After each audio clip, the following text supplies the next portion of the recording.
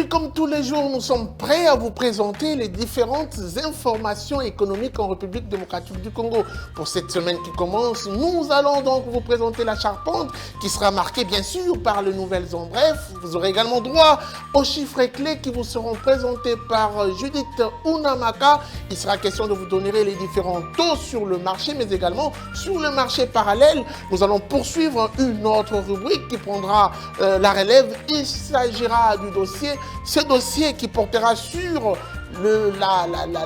l'entreprise Transco qui vient de recevoir de nouveaux bus, mais aussi sur les différents défis qui attendent l'entreprise Transco pour une forte rentabilité. Pourquoi pas parler d'une relance totale? Ça sera avec Judith Piombo.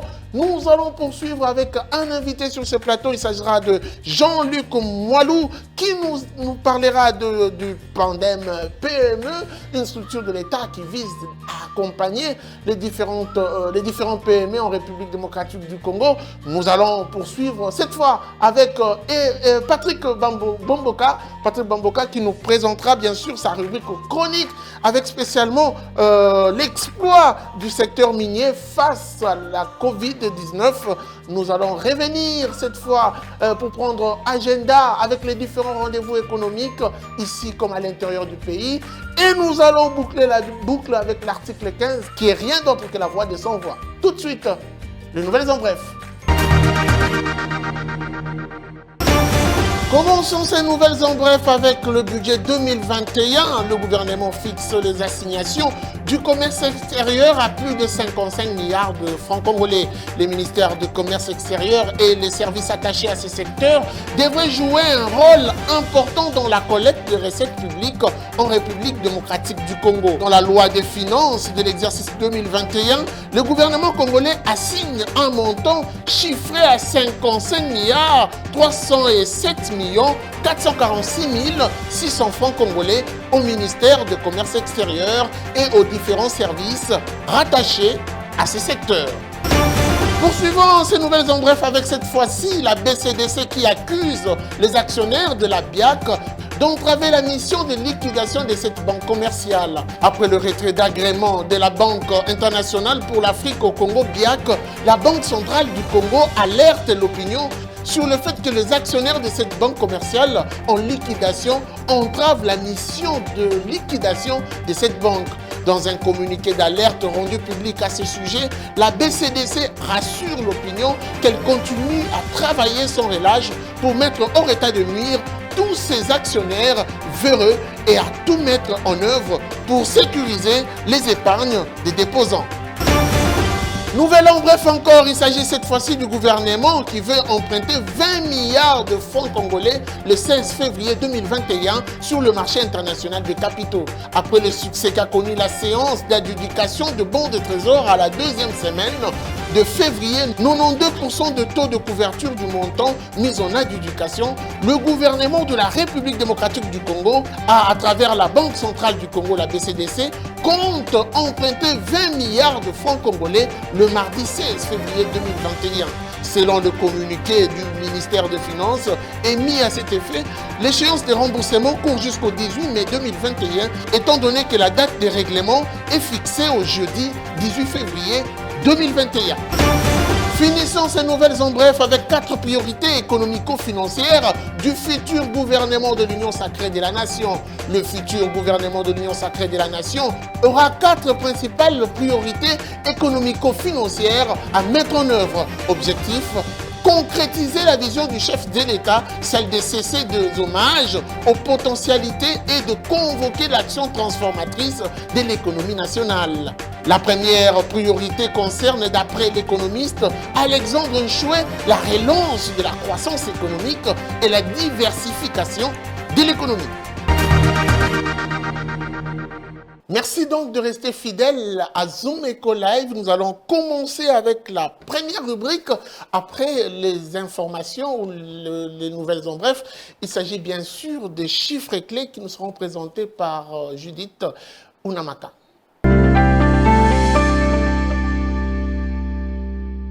Je l'ai annoncé sur ce plateau, Judith Unamaka est déjà avec nous sur ce plateau. Avec elle, nous allons parler justement des chiffres. Les chiffres clés, c'est avec vous, Unamaka Judith. Bienvenue. Merci.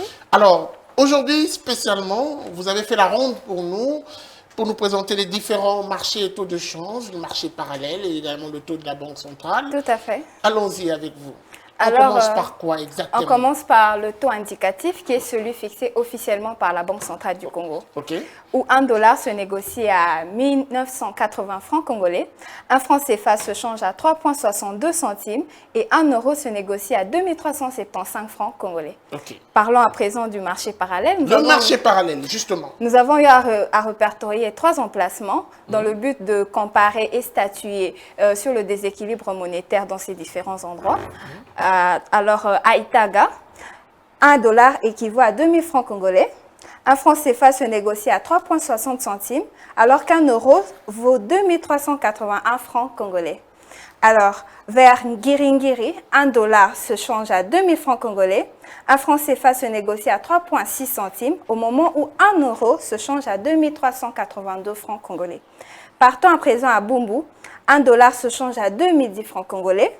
Un franc CFA se négocie à 3,62 centimes, pendant qu'€1 se change à 2377 francs congolais. Ce qui veut dire que lorsque vous vous rendez dans des maisons de distribution, des maisons de change, $1 peut équivaloir à 2050 francs congolais ou encore à 2010 francs congolais ou même à 2200 francs congolais. Merci beaucoup à vous, Judith Unamaka, pour toutes ces précisions. Nous allons donc procéder à la prochaine rubrique. Il s'agit bien sûr de Zoom Wednesday. Tout de suite.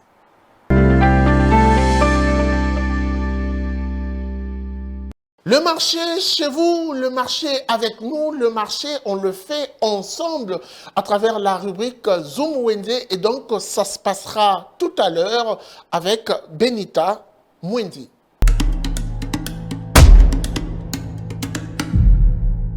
Bonjour et bienvenue à votre nouveau numéro Zoom Wednesday. Spécialement pour vous aujourd'hui, nous vous ramenons au marché diététique dédié aux personnes qui veulent garder leur taille. Nous avons donc choisi pour vous le marché Rai qui se situe dans la commune de Lingwala sur l'avenue de la Libération ex-24 novembre. Nous avons le safou, la pièce à 500 francs et ceux qui en veulent en grande quantité, on y trouve aussi les moupikou à 1000 francs qui contient 4 safous.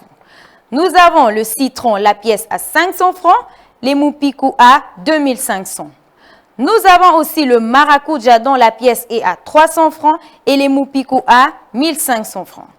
Pour garder sa taille, on n'a pas seulement besoin des fruits, on a aussi besoin des légumes. On y trouve dans le marché Rai. L'épinard, la botte à 500 francs, le ngaïngaï à 500 francs, le chou vert, la pièce à 1000 francs. Merci de nous avoir suivis. Retrouvons-nous prochainement pour un autre numéro. Bye.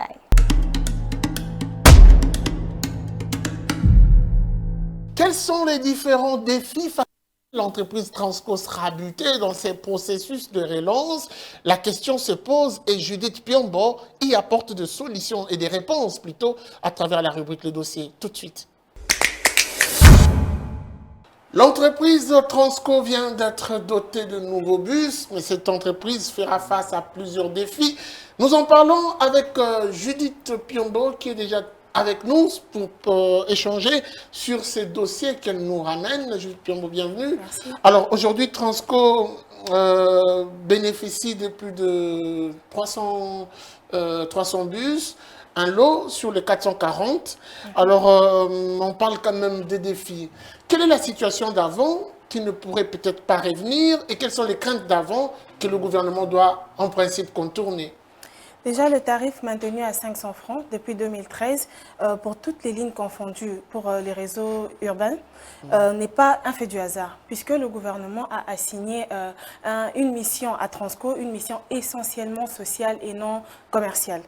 Et donc, la matérialisation de cette vocation implique la prise en charge de la facture additionnelle par l'État afin de garantir la pérennité et la performance de ce service public. Il y a quand même eu des difficultés dont a fait face Transco, notamment des manques manque à gagner qui ont été enregistrés presque dans chaque tronçon. Et c'était à cause du surnombre ou du nombre élevé de personnes non payantes ou des passagers non payants, qui sont essentiellement constitués par les policiers, les militaires et les personnes vivant avec handicap.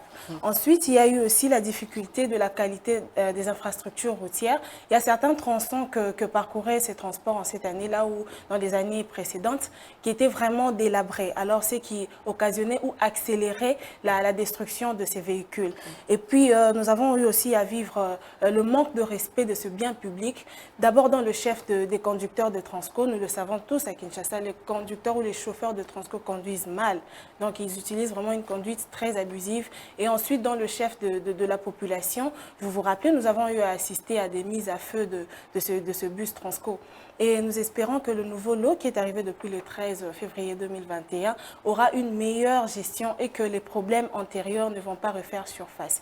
Et sur ça, il y a des défis à remonter, il y a des défis à relever par le gouvernement. Et un dossier a été constitué pour avoir plus de précision. Merci beaucoup. Nous allons suivre avec vous ce dossier qui vous présente la plupart de ces défis, pourquoi pas l'essentiel de ces défis, qui constitue la problématique de gestion de l'entreprise Transco. Les défis à travers le dossier, tout de suite. J'ai annoncé devant la presse que nous avions fait la commande au total de 670 bis.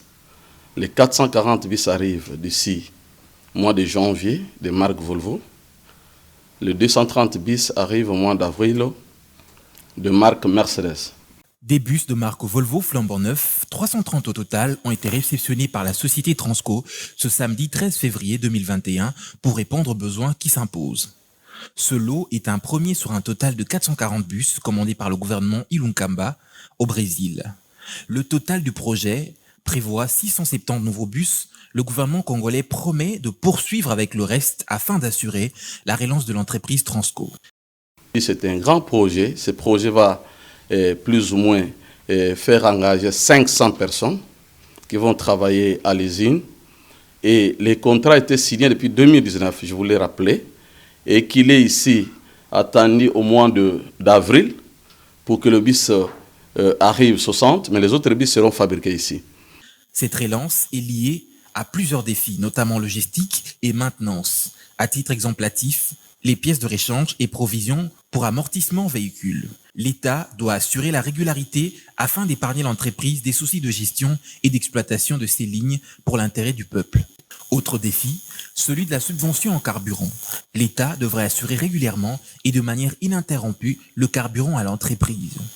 3. À ce défi s'ajoutent les défis de la qualité de ces infrastructures routières. L'État devrait garantir les routes en bon état pour permettre une bonne usage et utilisation. Ces 3 défis permettent donc à coup sûr à l'entreprise Transco de maintenir le prix social de la course long trajet à 500 francs congolais, d'autant plus que l'État a pris en charge les 1500 francs congolais du prix économique de la course. Il faudra aussi une bonne prise de conscience et le respect du bien public dans le chef de la population, surtout. Voilà, nous avons compris qu'il ne suffit pas seulement de commander des bus, mais il faudrait également rentrer dans une certaine logique pour que l'entreprise refasse surface, puisqu'on en parle depuis un temps, la relance de l'entreprise Transco. Exact. Merci beaucoup Judith Piombo pour toutes ces précisions. Je pense que nous allons procéder à plus de détails lorsque nous tenterons d'avoir peut-être les responsables de l'entreprise pour qu'ils nous disent comment le gouvernement s'y prend, mais aussi avec le prochain gouvernement, le prochain ministre des Transports pourra nous présenter un tout petit peu un plan directeur par rapport à la relance de cette entreprise. Merci à vous. Alors nous allons procéder à la prochaine rubrique tout de suite après ceci. Il est notre invité du jour. Avec lui, nous allons échanger autour de PADEM PME, une structure du gouvernement qui se focalise dans l'encadrement, mais également les financements des PME. Il s'appelle Jean-Luc Moilou. Il est donc avec nous sur ce plateau tout de suite après ceci.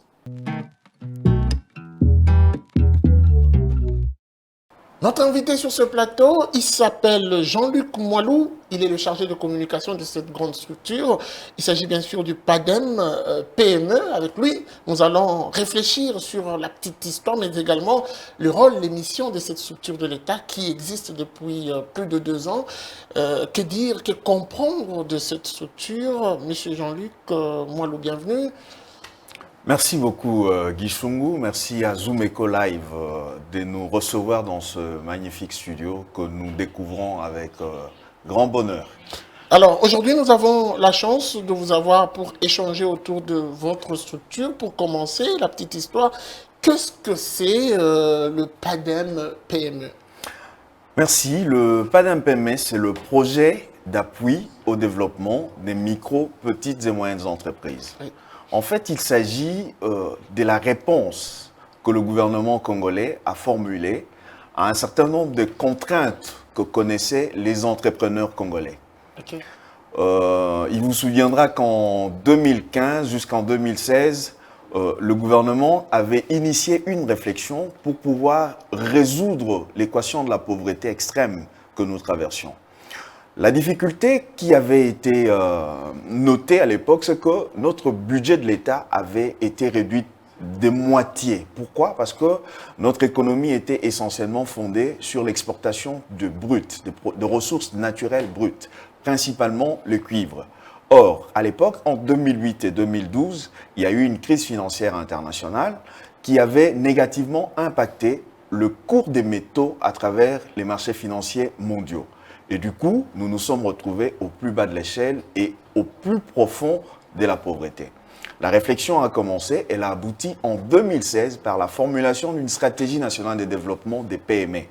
Et cette stratégie était lancée sur 5 axes majeurs. Il y a 8 axes, mais il y en a 5 qui sont essentiels. C'est par exemple la formation, le financement, l'accompagnement et la création des marchés pour les PME. En fait, l'idée, c'était de contribuer à la transformation de l'économie. Pourquoi? Parce que le diagnostic avait établi que l'économie avait été impactée parce qu'elle n'était pas assez diversifiée, ne dépendant que d'un seul secteur, l'exportation des produits miniers bruts, et principalement d'ailleurs le cuivre. Voilà d'où est partie l'idée de mettre en place un certain nombre d'initiatives et de politiques pour pouvoir résoudre ce problème qui se posait à l'époque. Oui. L'option était levée, diversification, ou plutôt transformation de l'économie par la diversification. Et le PADEM PME est la concrétisation de cette option qui est en fait la révolution dans la pratique de l'économie pour notre pays. Alors vous parlez de PME, mais quelle catégorie de PME, on doit le dire, au regard des missions qui vous ont été assignées? Quelles sont vos cibles?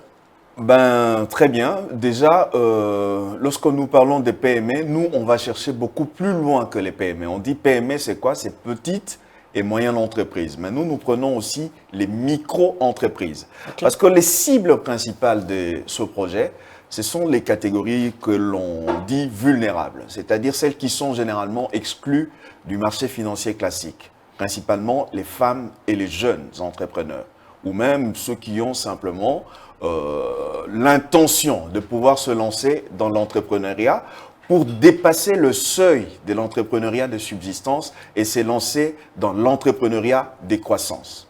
Et donc nos cibles, c'est principalement les femmes entrepreneurs et les jeunes entrepreneurs. Mais nous allons bien au-delà parce qu'il ne suffit pas d'appuyer les femmes et les jeunes, mais il faut encore soutenir l'ensemble de l'écosystème pour permettre de créer un cadre d'exercice qui soit propice au développement des affaires. Quelles sont les différentes étapes qui rentrent en musique pour bénéficier de ce financement que vous octroyez aux PME? Très bien, merci pour cette question. Il s'agit ici des fonds publics. Vous savez que le projet a été validé en 2018 avec un financement de 100 millions de dollars américains qui a fait l'objet d'un accord des crédits conclu avec la Banque mondiale, qui est le principal bailleur de fonds et en même temps le partenaire technique et financier du PADEM PME, en fait du gouvernement, pour la mise en œuvre du PADEM PME. Et donc, il y a des règles qui sont établies. Ces règles, c'est par exemple la compétition. Si vous voulez accéder au financement du PADEM-PME, il faut accepter la compétition parce que l'argent n'appartient pas à quelqu'un ou à un groupe, l'argent appartient à tous les Congolais qui vont devoir les rembourser plus tard. Et donc, pour pouvoir y accéder, il faut partir sur des bases objectives. Voilà pourquoi nous avons mis en place la compétition comme étant le mode de sélection principal au bénéfice du projet. D'ailleurs, pas plus tard que ce matin... Comment identifier cette compétition, justement? Mais j'y reviens, mais pas plus tard que ce matin, nous avons lancé le concours des plans d'affaires pour les jeunes entrepreneurs, c'est-à-dire ceux qui ont une entreprise de moins de 2 ans, mais également les simples porteurs de projets. Et puis, le vendredi 19 février, nous allons procéder à la proclamation des résultats et à la présentation des lauréats de la première édition du concours des plans d'affaires pour les PME établis. Alors, comment identifier ces compétitions? Nous le faisons à travers des appels à projets ou appels à candidature. Par exemple, le concours des plans d'affaires pour les PME établis qui vient d'être bouclé et pour lesquels les lauréats seront présentés le vendredi prochain, nous avons lancé au mois de septembre, le 16 plus exactement, l'appel à candidature jusqu'au 16 novembre. Pendant tout ce temps-là, nous avons collecté sur une plateforme digitale les candidatures des différentes PME qui voulaient accéder à ce financement et au programme en général. Alors, on va finir cette interview avec une question simple. Vous existez depuis 2 ans déjà. Qu'est-ce que ça donne sur le terrain concrètement, sans pour autant rentrer dans la philosophie des discours et des études de faisabilité? Très bien, mais vous voulez que l'on prenne les 100 millions de dollars de contribuables congolais pour les jeter en l'air? Qu'est-ce que ça donne sur Nous n'allons pas sur notre démarche n'est pas aléatoire, c'est une démarche structurée. Nous avons un chronogramme de mise en œuvre des activités qui est très bien suivi. Donc, je peux vous dire que, par exemple, par rapport aux activités qui ont été menées jusqu'ici et qui vont continuer, nous avons, par exemple, lancé l'enquête des références du projet. Parce que nous sommes ici dans un projet. Lorsqu'on lance un projet, il faut connaître le point de départ pour pouvoir, lorsqu'on arrive en fin de cycle, pour pouvoir évaluer la progression que vous avez faite. Ça se fait fait en amont. Et dans ce cadre-là, nous avons lancé une formation très intéressante pour les femmes micro-entrepreneurs, principalement dans les régions des Goma et Lubumbashi. Nous en sommes aujourd'hui à la mise en œuvre de cette formation en faveur de ces femmes. Cette formation va les capaciter pour passer de l'étape des simples entrepreneurs de subsistance à l'étape d'entrepreneur de croissance. Et donc, votre existence... J'étais en train de dérouler ce que nous avions fait. Allez-y. J'étais en train de dérouler ce que nous avions fait.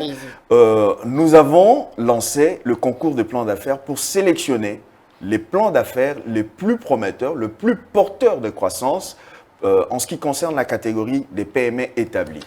Nous les avons sélectionnés et le vendredi 19 février, les entrepreneurs de cette catégorie seront primés.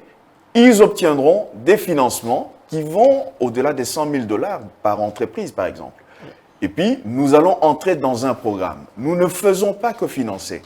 L'approche du projet, c'est une approche globalisante. C'est une approche holistique qui intègre la formation, parce que très longtemps dans ce pays, nous avions oublié comment se font les affaires. Comment est-ce qu'on se lance dans l'entrepreneuriat? Nous étions dans la débrouillardise. Mais maintenant, il s'agit d'apprivoiser à nouveau la pratique des affaires pour la création des richesses. N'êtes-vous pas en retard un tout petit peu par rapport à votre plan directeur?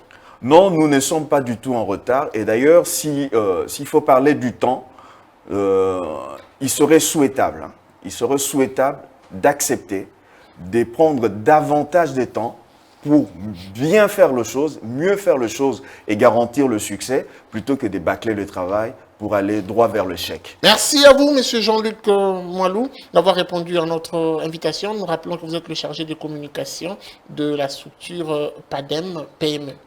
C'est moi qui vous remercie.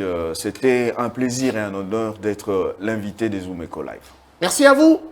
Place à la prochaine rubrique, tout de suite après ceci.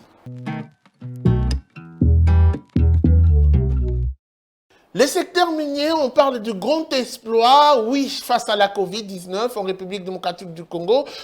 Patrick Bomboka, on fait sa chronique de ce jour. Secteur minier, la chronique, notre éditorialiste apporte de précision. Tout de suite.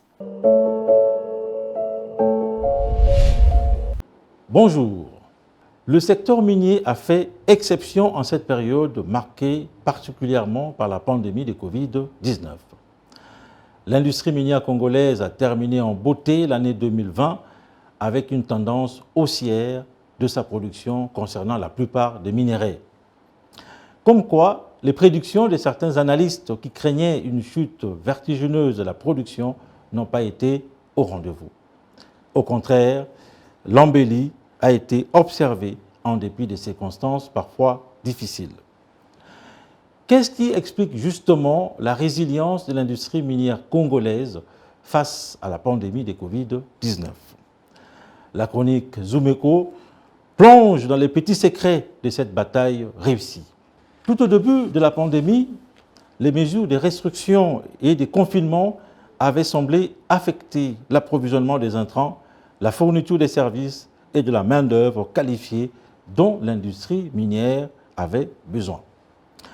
C'était le cas avec Glencore, qui avait connu du retard sur l'arrivée des intrants pour la construction de son usine d'acide et par conséquent, il avait dû renvoyer plus de 300 agents indiens et une bonne partie de son personnel était entré en congé technique.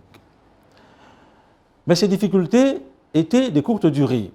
Pour la plupart d'analystes, la résilience de l'industrie minière congolaise face à la pandémie de Covid-19 s'explique par le fait qu'au moment où l'épidémie a été déclarée, la majorité d'entreprises, si pas toutes, avaient décidé de mettre leur site d'exploitation en quarantaine. Du coup, des agents sont confinés dans les sites d'exploitation. Ceux-ci n'ont plus d'autres distractions que le travail. Par conséquent, le fait que les entreprises minières ont reconcentré les agents dans un seul objectif de production, cela a contribué inévitablement à l'augmentation de cette production. Il a fallu donc une extrême vigilance aux opérateurs miniers pour empêcher les virus de pénétrer dans les sites d'exploitation. Deux options ont été levées en effet. Il s'agit d'un côté d'empêcher les agents confinés de sortir de leur site d'exploitation, de faire tout mouvement en dehors des sites d'exploitation au risque de contracter le virus. En plus de cela, ceux des agents qui se trouvaient en dehors des sites d'exploitation au moment de la déclaration de l'épidémie ne pouvaient plus avoir accès aux sites d'exploitation. La quarantaine qui s'est révélée bénéfique pour les miniers aura duré plus de 5 mois. Focus, production et encore production. Théoriquement, deux paramètres nous aident à expliquer si la production va en hausse ou la production baisse en ce qui concerne l'industrie minière. Il s'agit du personnel et de la donne technique. Est-ce qu'entre-temps, sur le plan matériel, il y a eu d'importants changements qui pourraient justifier cette performance? Ce n'est pas du tout évident. La plupart d'experts campent plus sur le fait que les heures de travail ont sensiblement augmenté et que le personnel en bonne santé et en grand nombre sur les sites d'exploitation ont aidé à produire ces résultats miracles en 2020. Selon les données officielles, il ressort que la production du cuivre est passée d'1 420 386,27 tonnes en 2019 à 1 587 459,35 tonnes en 2020. La production du cobalt est passée de 77 963,72 tonnes en 2019 à 85 855,60 tonnes en 2020. Quant au zinc, sa production qui était de 1607,44 tonnes en 2019 s'est élevée à 15 305,38 tonnes en 2020. Notons qu'au nord-est du pays, la jointe venture Kibali, gérée par Barrick Gold en République démocratique du Congo, a pu produire 808 134 onces d'or en 2020, atteignant ainsi le haut de gamme des prévisions de production.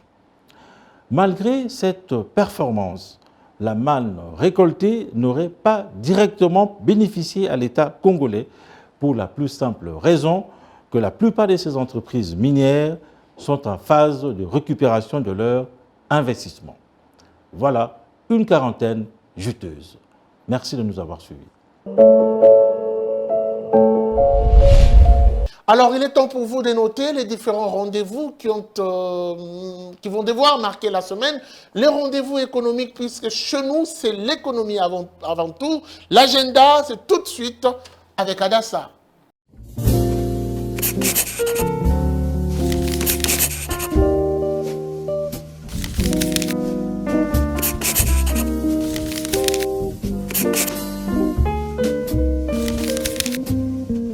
Bienvenue à l'agenda. Voici les rendez-vous d'aujourd'hui. L'Agence des Nations Unies pour l'éducation UNESCO tiendra une conférence webinaire le mardi 16 février 2021 avec comme thème extraction minière et les communautés. Signalons que l'UNESCO mène depuis le 26 janvier dernier des activités de soutien à la recherche et au renforcement des capacités en ce qui concerne les sciences de la Terre. Autre rendez-vous, la 44e session du Conseil des gouverneurs du FIDA, Fonds international du développement agricole, est prévue pour ce mercredi 17 février et jeudi 18 février 2021. Elle sera concentrée sur les thèmes « Développement rural, une condition préalable à la résilience mondiale » et ça se passera en mode virtuel. C'était tout pour aujourd'hui. Merci et au revoir. La voix de son voix, l'article 15, ça se passe sur Zoom Eco Live. Tout de suite, un nouveau numéro.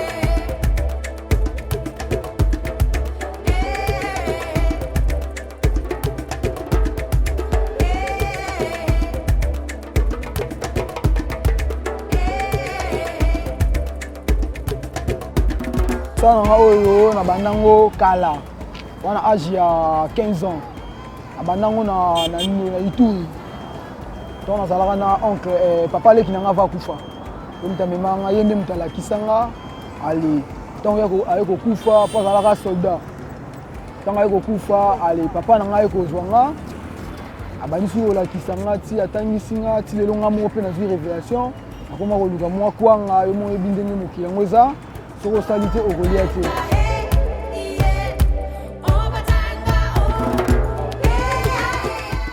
Message na opesaka bandeko bavandi na palin yaya tosala vie appartient encourager malgré nde kozanga mais mwa moke soki eza oyo mpe aza moniki akoki eza message na opesa oyo amoniki akoede ngai te na bamateriel mosusu mpona ede naza na ngai nga natekaka na nga kaka na balabala banda koteka na zambi babuka biloko babotola bayiba nakenda mpe na royali babuka ndenge moko yango ti nabike natanda na nga ta na balabala wana lukaka ta mwa kwanga mpo bana baliaka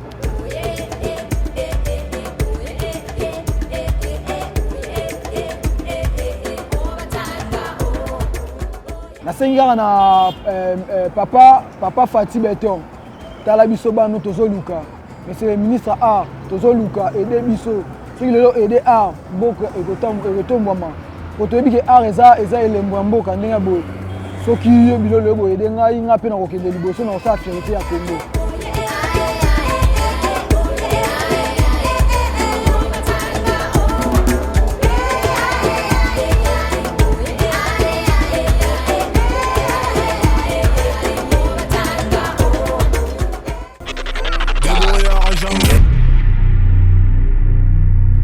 Merci de nous avoir suivis. La suite, ce sera sans doute au prochain numéro avec le même plaisir. Au revoir et à très vite.